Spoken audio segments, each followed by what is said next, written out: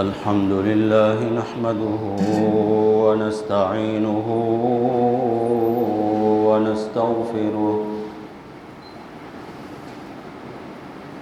ونستغفره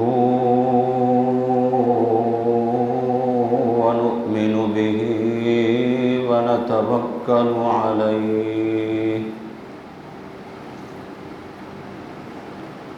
ونعوذ بالله من شرور أنفسنا ومن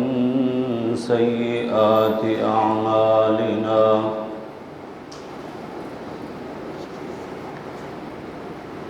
من يهده الله فلا مضل له ومن يضلله فلا هادي له شهادة أن لا إله إلا الله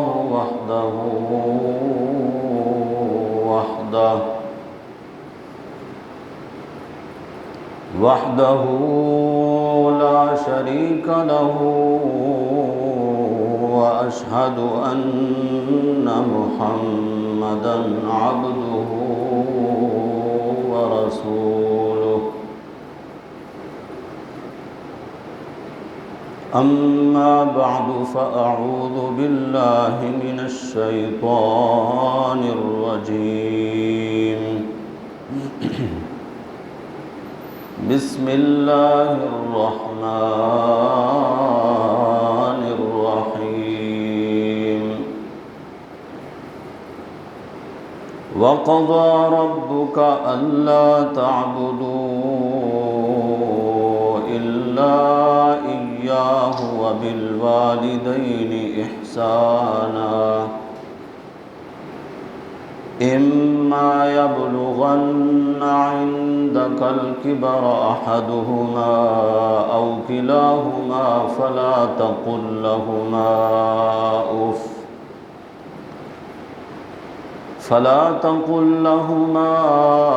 أف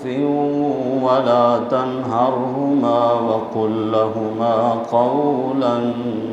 كريما واخفض لهما جناح الذل من الرحمة وقل رب ارحمهما كما ربياني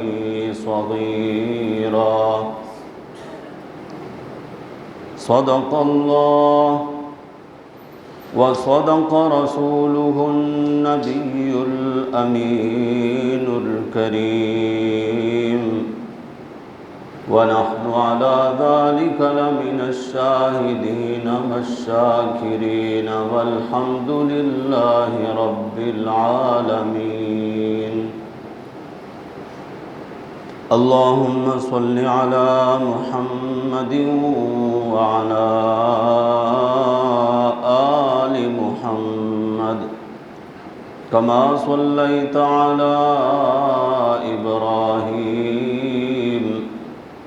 وعلى آل إبراهيم إنك حميد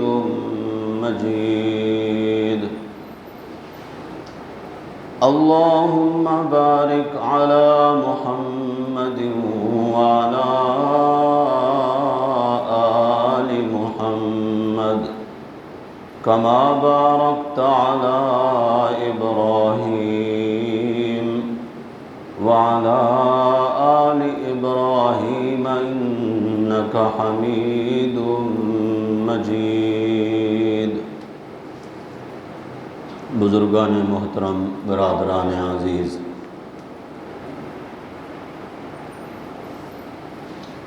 اللہ تعالیٰ نے اپنے اور اپنے بندوں کے حقوق کی ادائیگی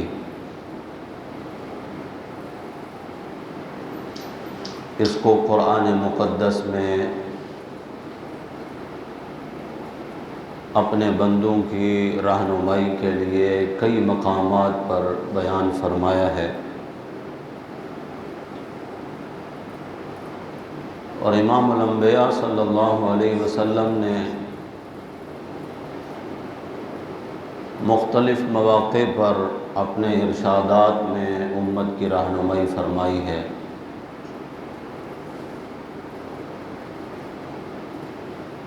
بندے پر سب سے پہلا حق اس کے رب کا ہے، اور جہاں اللہ کے حقوق کی بات آئے گی وہاں سب سے پہلی بات یہی کہ اللہ تعبدوا الا ایاہ، بندگی اور عبادت ہوگی تو اس ذات کی جو خالق ہے، مالک ہے، رازق ہے۔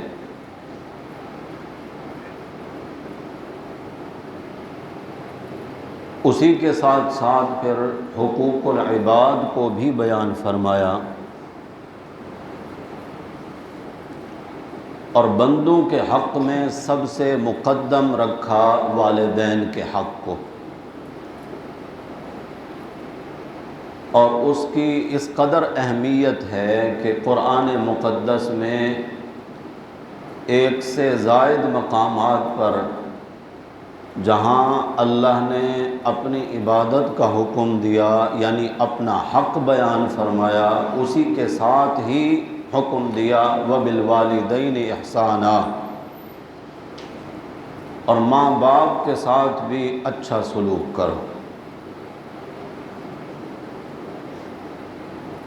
اولاد کے حقوق بعد میں ہیں، بیوی کے حقوق بعد میں ہیں، پڑوسیوں کے حقوق بعد میں ہیں، بہن بھائیوں کے حقوق بعد میں ہیں۔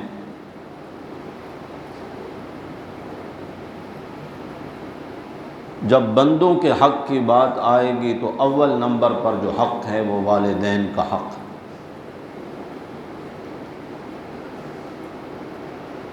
جس طرح ہمارے اس معاشرے اور ماحول میں والدین کے حق کو اہمیت دی جاتی ہے اور بتایا جاتا ہے، اسی اہتمام کے ساتھ اولاد کے حقوق بیان نہیں کیے جاتے کہ والدین پر اولاد کے کیا حق ہیں۔ شاگردوں کے ذمہ استاد کے حقوق بیان کیے جاتے ہیں، مگر استاد پر شاگردوں کے کیا حقوق ہیں اس کو بیان نہیں کیا جاتا۔ بیوی پر شوہر کے کتنا حقوق ہیں اس کو بہت اہمیت کے ساتھ لکھا، پڑھا، بولا گیا،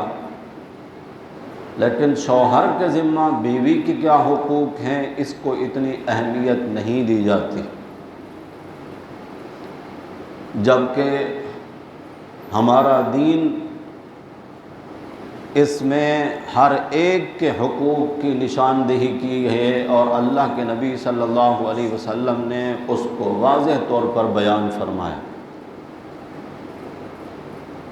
صبح کا جو ہمارا حدیث کا درس ہوتا ہے مختصر،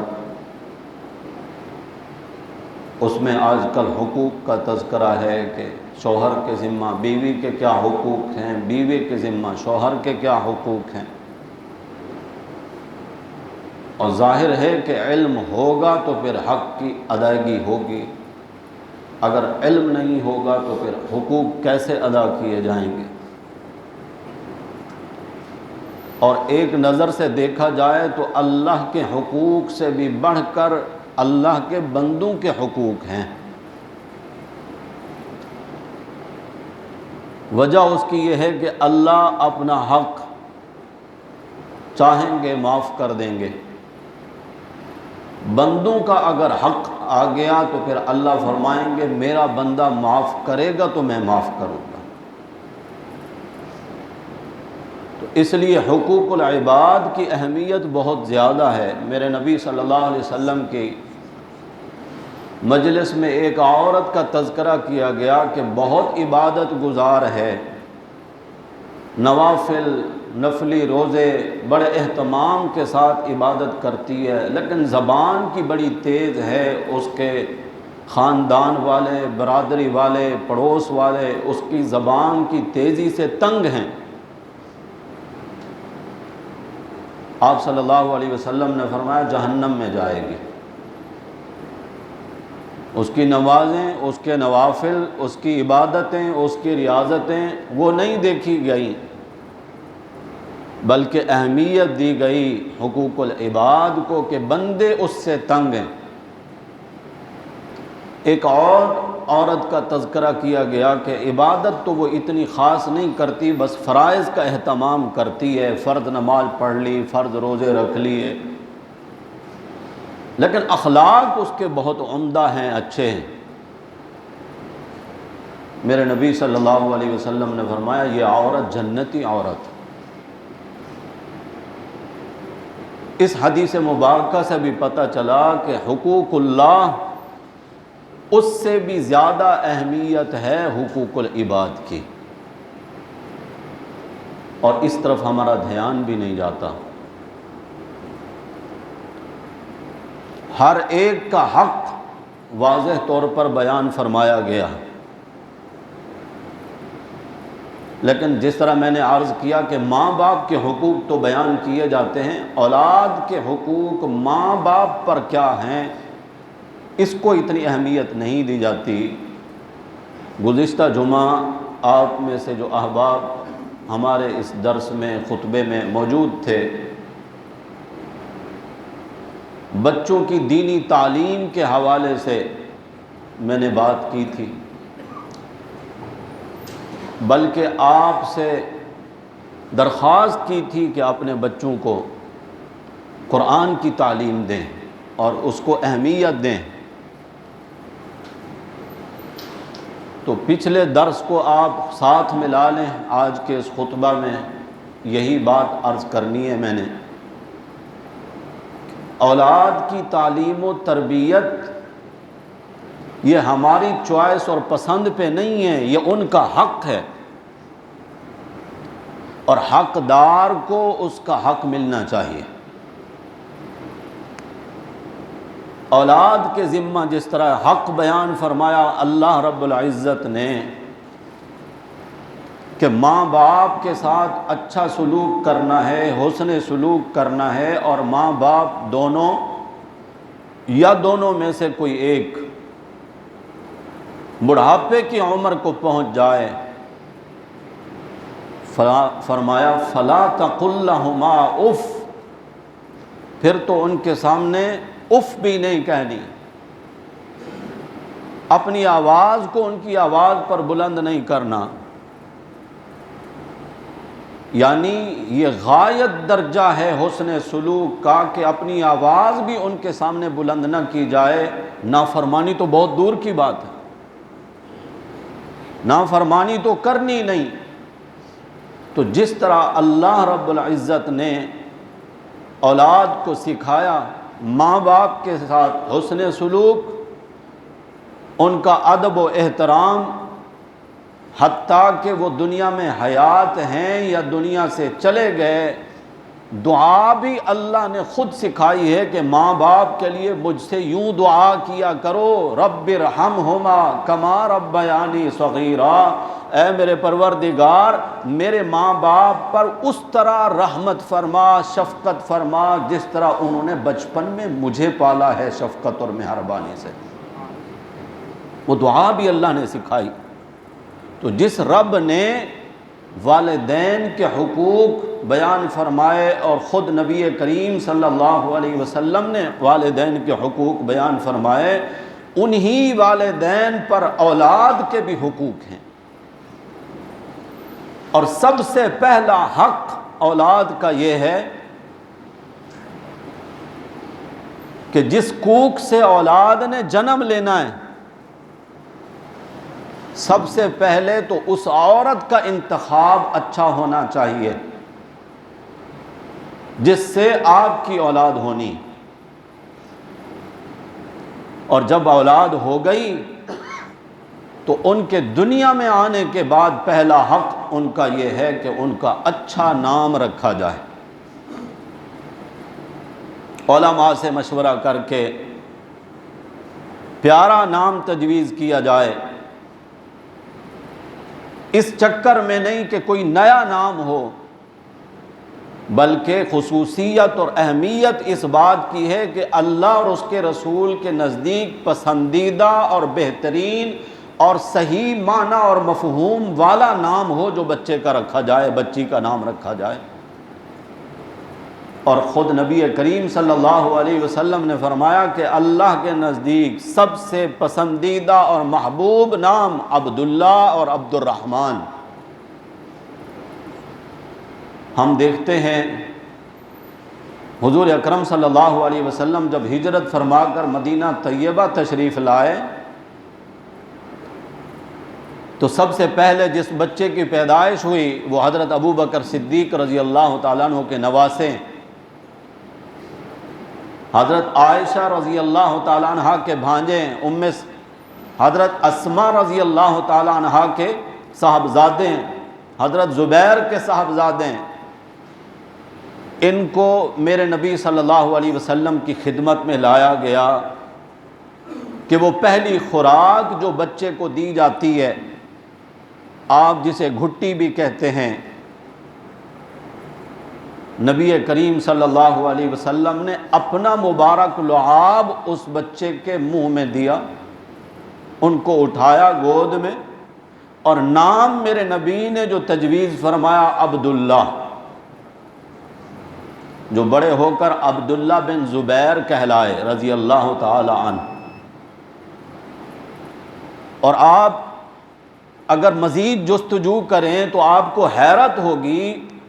کہ جو بچہ بھی میرے نبی صلی اللہ علیہ وسلم کی خدمت میں لایا گیا حضور نے اس کا نام عبداللہ رکھا۔ حضرت عمر کے ہاں بیٹا پیدا ہوا، نام عبداللہ بن عمر۔ حضرت جعفر کے ہاں بیٹا پیدا ہوا، نام رکھا گیا عبداللہ بن جعفر۔ جابر کے ہاں بیٹا پیدا ہوا، نام رکھا عبداللہ بن جابر، عبداللہ بن عباس، عبداللہ بن مسعود۔ یعنی اس نام کو جس کی نسبت اللہ کی طرف ہے حضور اکرم صلی اللہ علیہ وسلم نے اللہ کے نزدیک پسندیدہ نام فرمایا اور تجویز بھی وہی نام فرمایا۔ اور کسی بچے کا نام میرے نبی صلی اللہ علیہ وسلم نے عبد المصطفیٰ نہیں رکھا، عطاء المصطفیٰ نہیں رکھا۔ اب تو ہمارے نام بھی فرقوں کی نسبت سے ہیں، صرف نام جان لینے سے آپ کو پتہ چل جاتا ہے کہ یہ بندہ کس فرقے کا ہے۔ غلط تو نہیں کہہ رہا ہوں؟ فرقوں نے اپنے نام بھی بانٹ لیے، نام سے ظاہر ہو جاتا ہے کہ یہ فلاں فرقے کا ہے۔ میرے نبی صلی اللہ علیہ وسلم نے صرف رب کی طرف نسبت کی ہے۔ میں اکثر کہا کرتا ہوں شرک کرنے والے کے سر پر سینگ نہیں اگتے جس سے پتہ چلے کہ یہ مشرک ہے، شرک کرتا ہے۔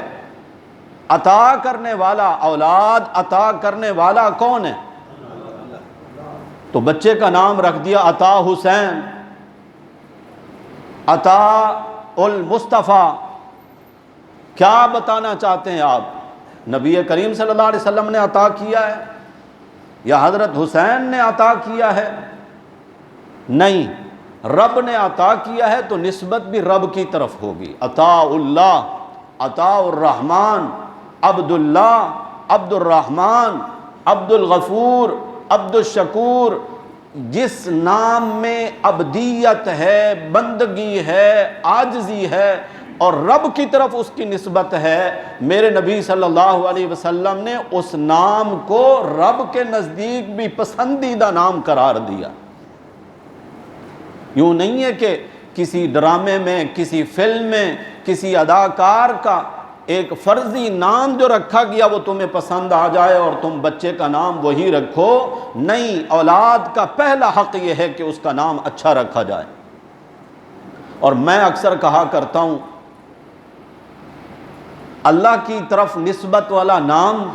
بہت اچھا ہے، بہت عمدہ ہے، پھر اس کے بعد اگر نمبر آتا ہے تو وہ انبیاء علیہ السلام کے نام ہیں، اور سب سے بڑھ کر تو میرے نبی صلی اللہ علیہ وسلم کا مبارک نام ہے محمد۔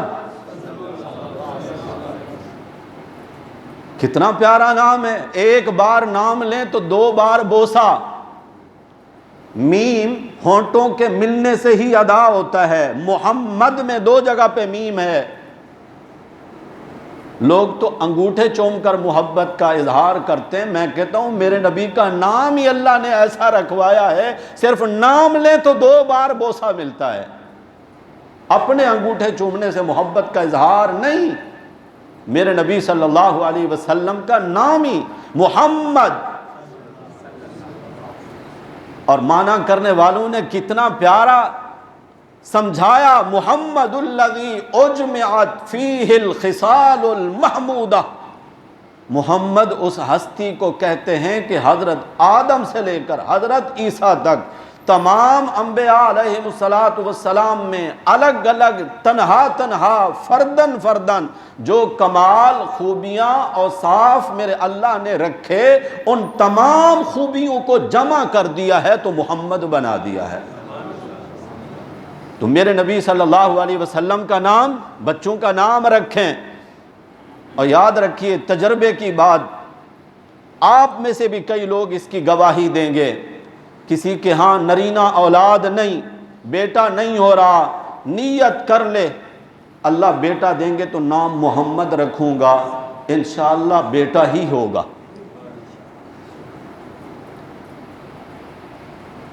اس کے بعد میرے نبی کے بعد تو پھر انبیاء علیہ السلام کے نام ہیں، اور ان سے بڑھ کر پیارے نام کوئی نہیں،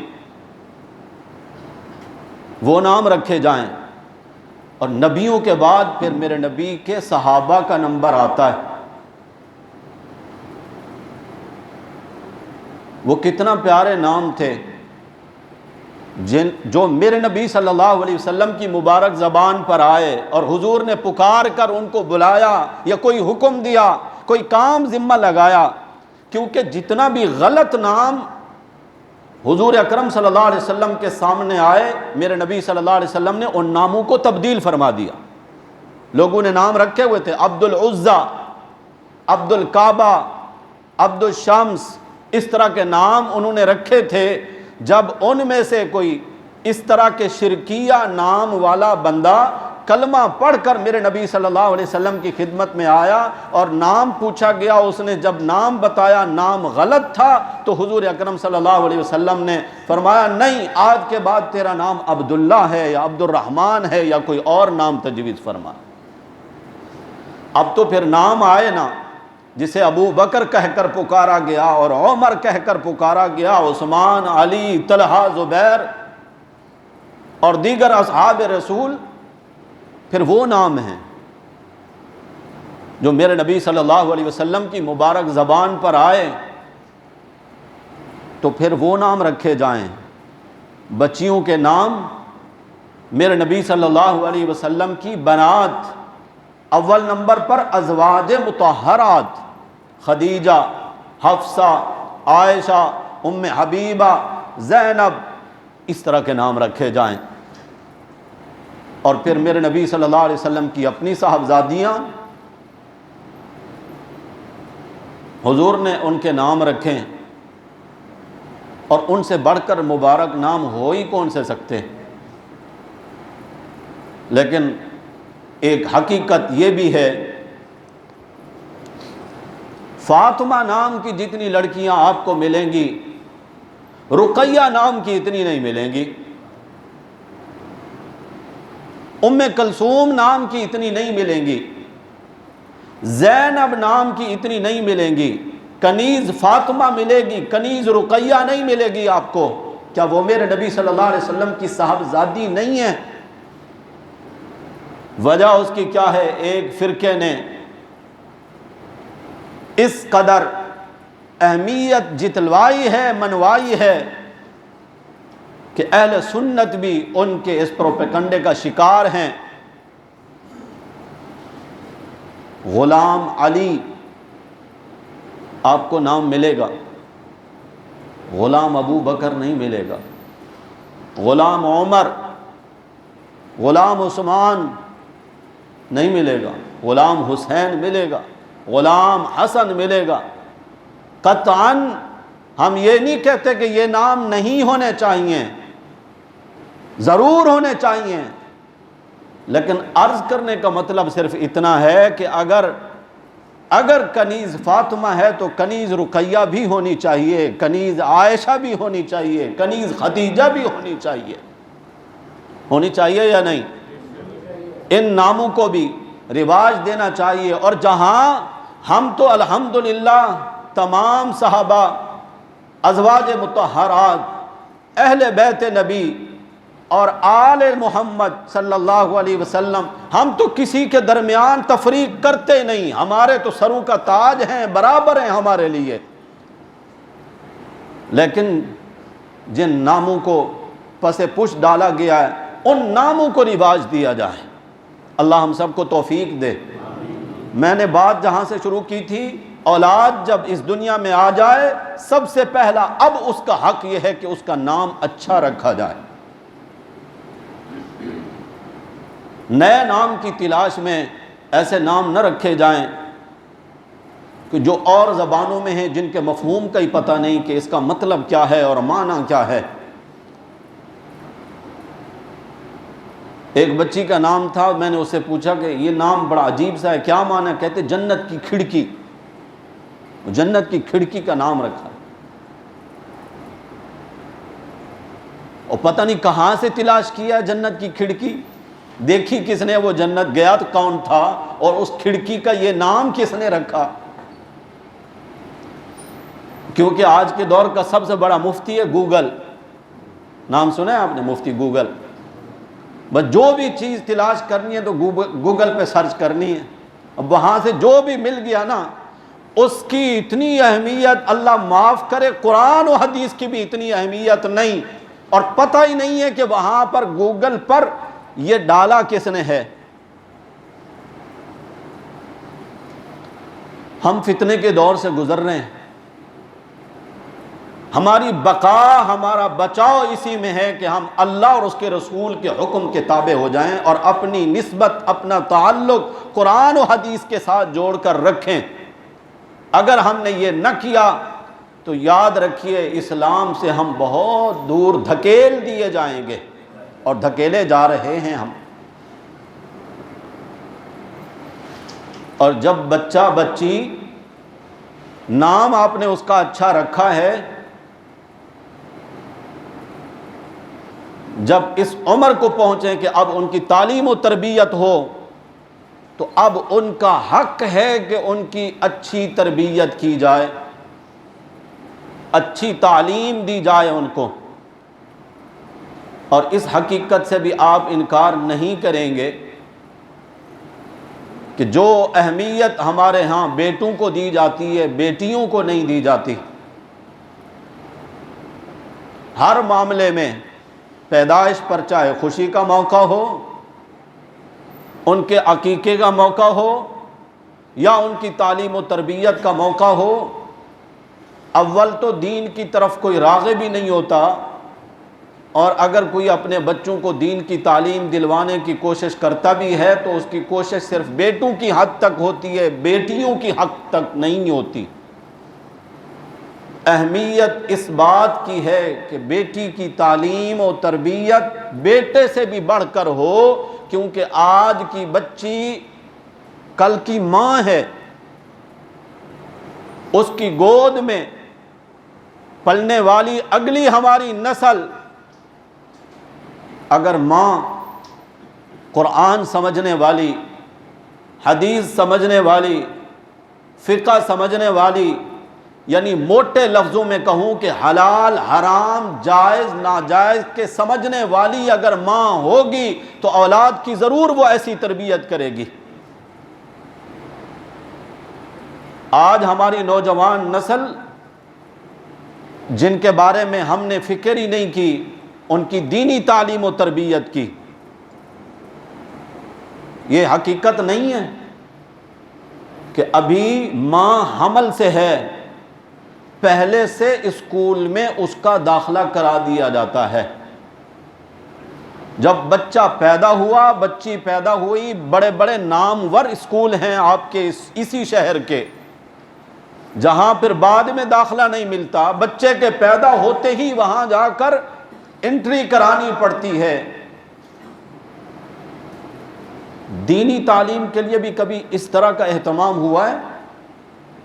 کسی مدرسے میں، کسی عالم دین کے پاس، کسی مفتی کے پاس، شیخ الحدیث کے پاس، شیخ التفسیر کے پاس بیٹے کے لیے، بیٹیوں کے لیے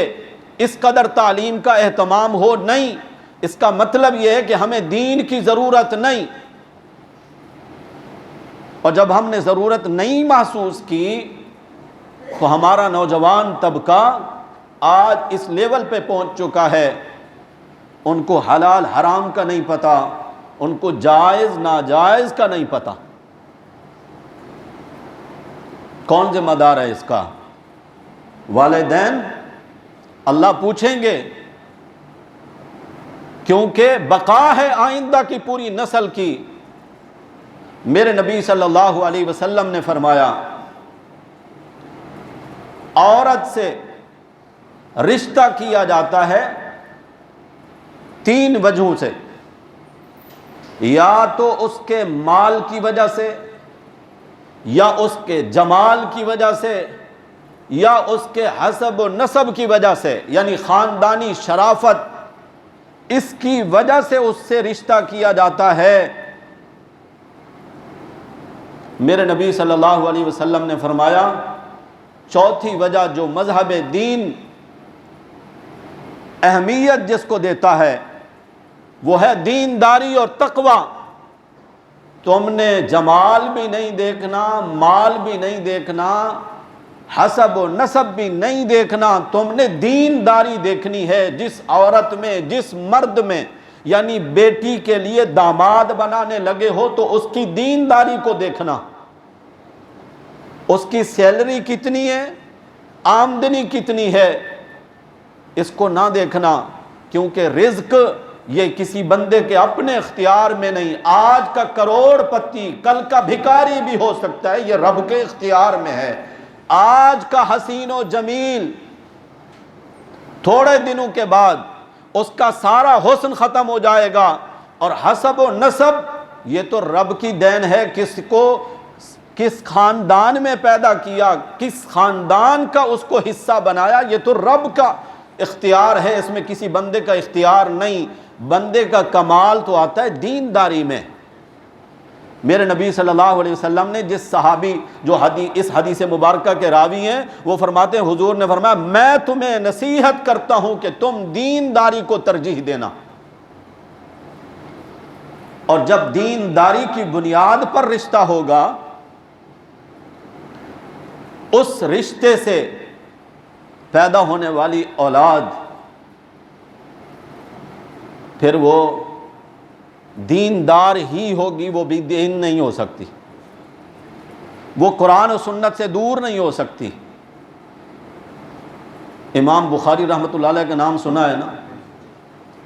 قرآن مقدس کے بعد میرے نبی صلی اللہ علیہ وسلم کے صحیح ارشادات ہیں، احادیث ہیں، اور احادیث کے بھی جتنے مجموعے ہیں ان میں اول نمبر ہے بخاری شریف کا۔